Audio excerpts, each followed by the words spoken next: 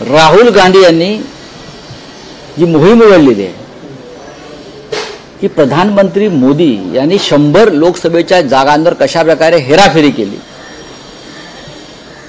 त्या संदर्भात देवेंद्रजींनी बोलायला पाहिजे।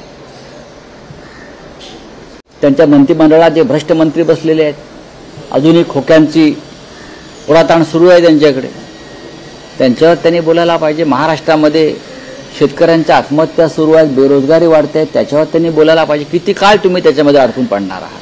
उद्धव ठाकरे उद्धव ठाकरे उद्धव ठाकरे, आता उद्धव ठाकरे आणि राज ठाकरे एकत्र झालेले आहेत, त्या धक्क्यातून ते सावरलेले नाही आहेत। त्यावेळी देवेंद्र फडणवीस यांना अशा गमती जमती करण्याची सवय आहे, एक विनोद म्हणून त्याकडे पाहायला पाहिजे। की दोघं भाऊ एकत्र निवडणुकीसाठी आलेले आहेत, मुंबई महापालिका असेल ती येणाऱ्या काळात मराठी हो हो हो हो काय काय काय म्हणाले? मराठी भाषेचा जो करणार, मराठी भाषेसंदर्भात आम्ही हिंसाचार करणार का उखाडा ते उखडा।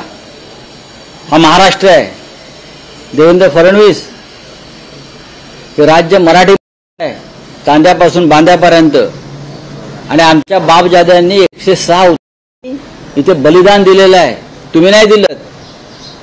तुम्ही राज्याचे तुकडे करणारे लोक आहात, आज तुम्ही राज्याचे मुख्यमंत्री आहात म्हणून जरा गप्प आहात। तुमचं मुख्यमंत्रीपद ज्या दिवशी जाईल तेव्हा तुम्ही ग्राह्यधर्म मागणार आहात, हे आम्हाला माहिती आहे।